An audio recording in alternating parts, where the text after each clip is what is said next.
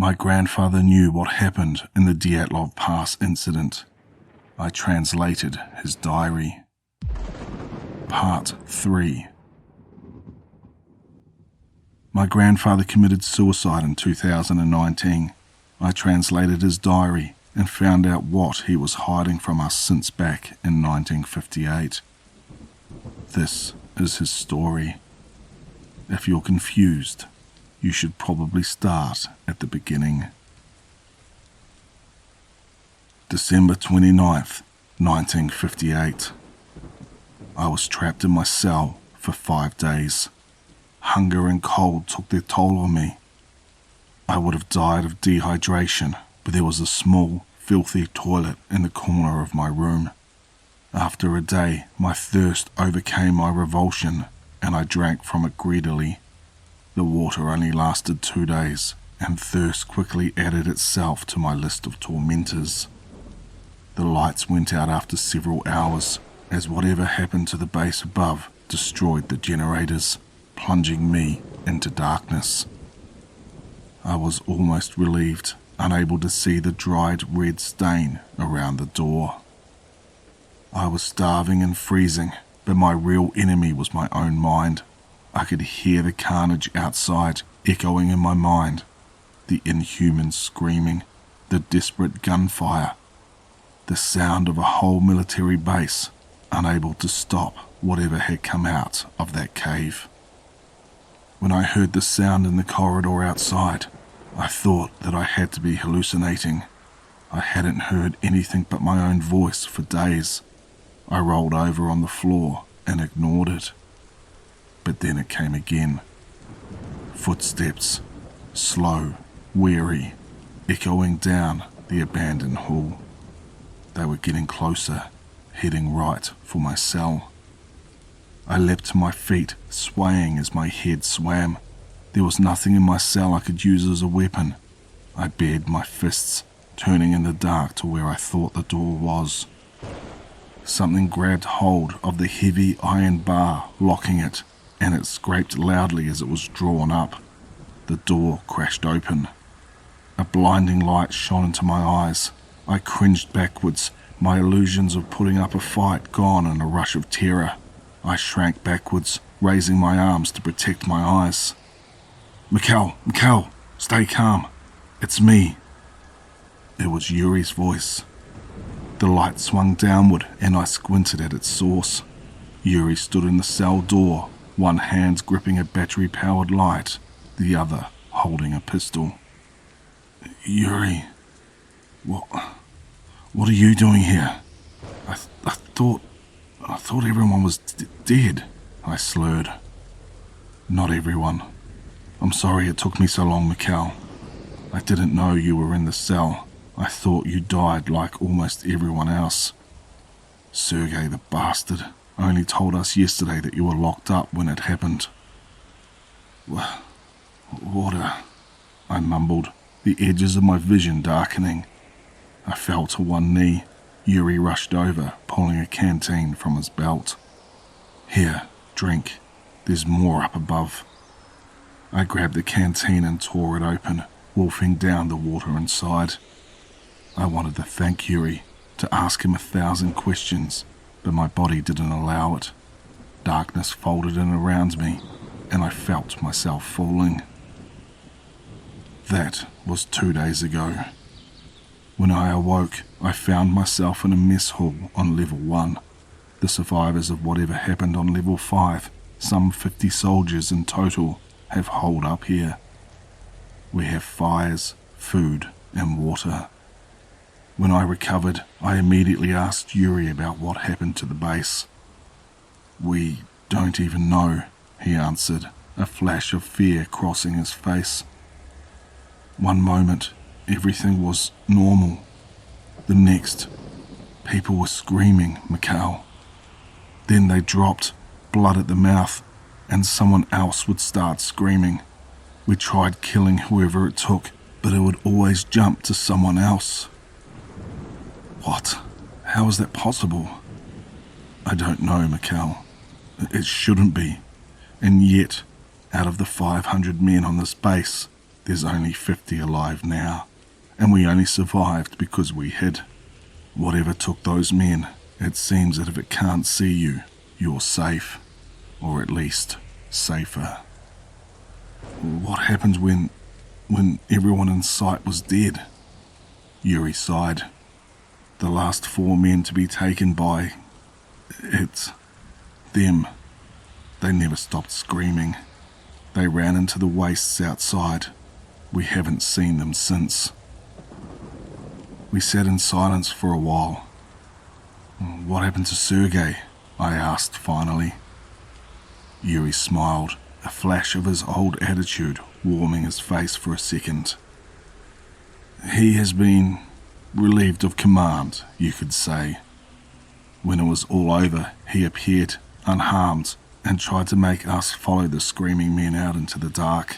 We wouldn't have it. He shot old Lebedev before we could restrain him. Where is he now? On the other mess hall, on this level.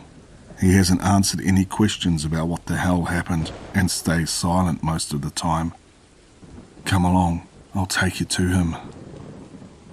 We picked our way through the men lying and sitting around our makeshift shelter.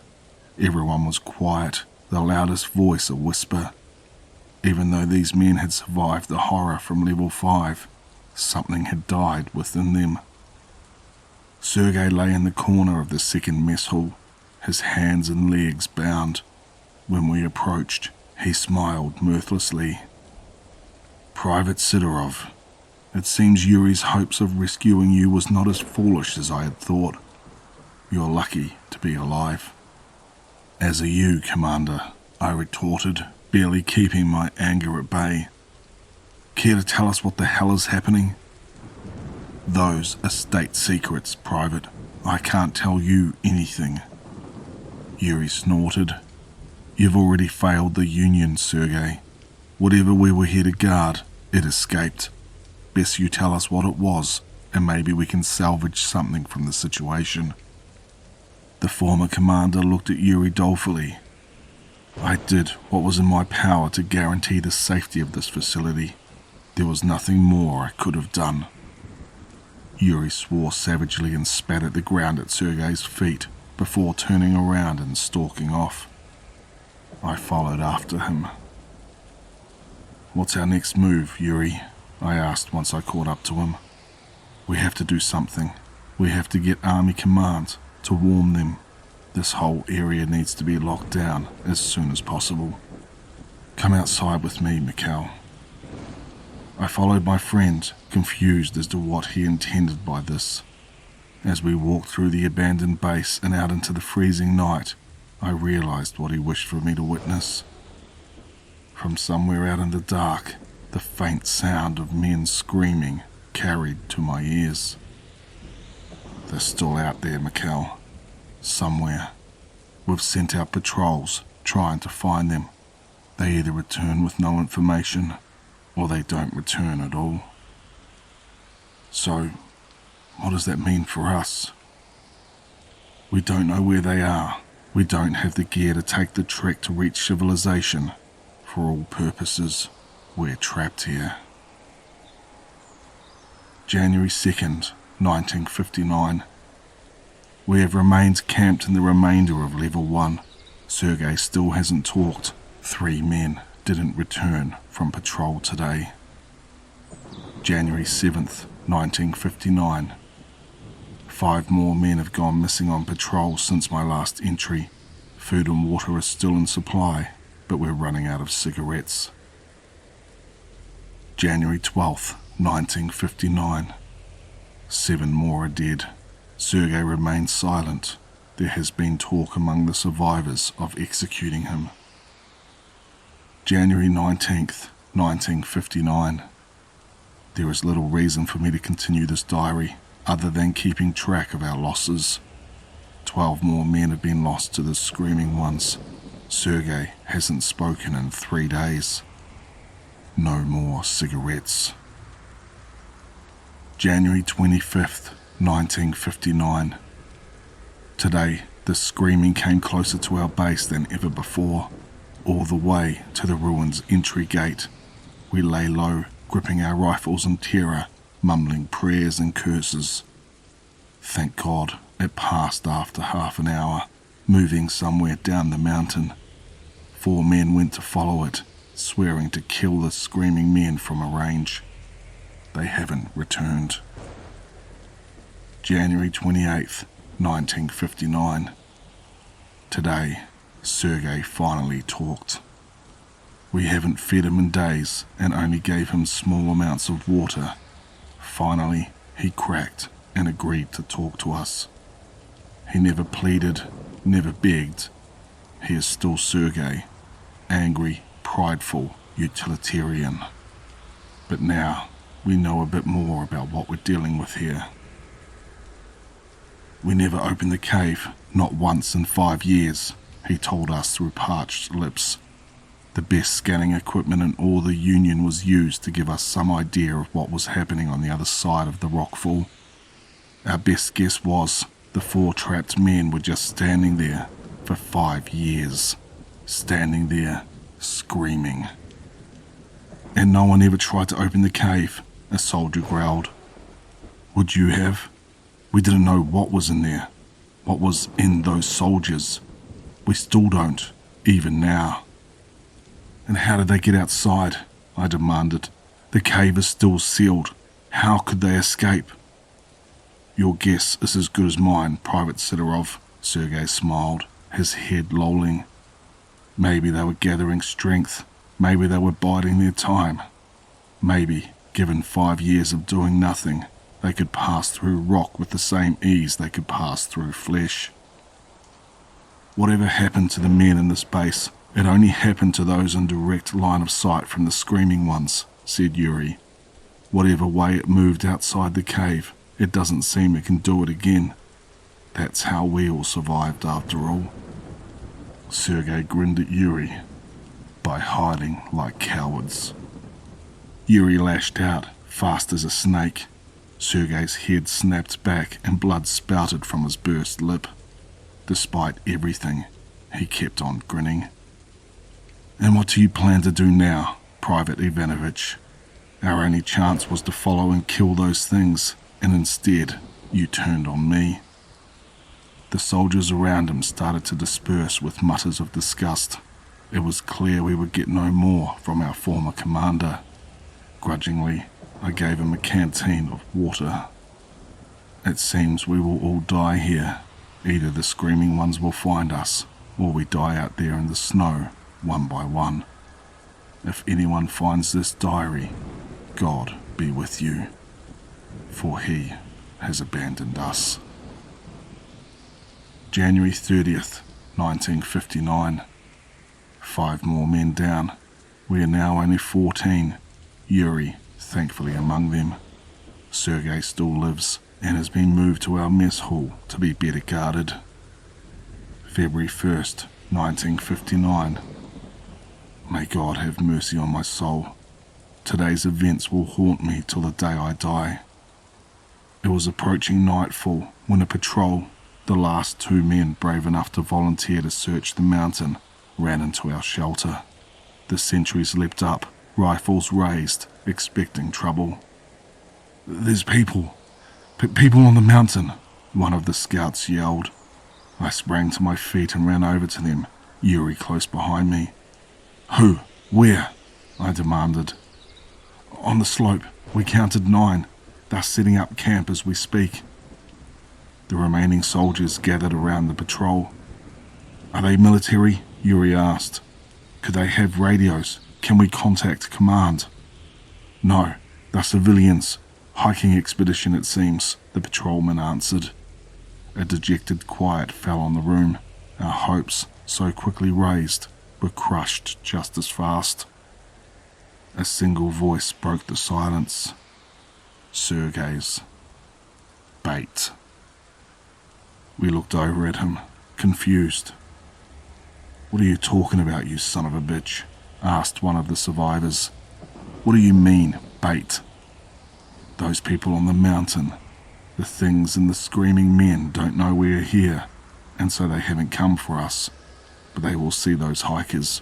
They will come for them, and that gives us an advantage. We know what they're going to do. Yuri walked over to the bound commander. What are you proposing? Even if they get to the hikers, we can't kill them without exposing ourselves. You're sitting on a military's base worth of weapons and explosives, Ivanovich. Outside, there's a mountain covered in snow. We get out there, we prime the slopes with explosives, we hide and wait.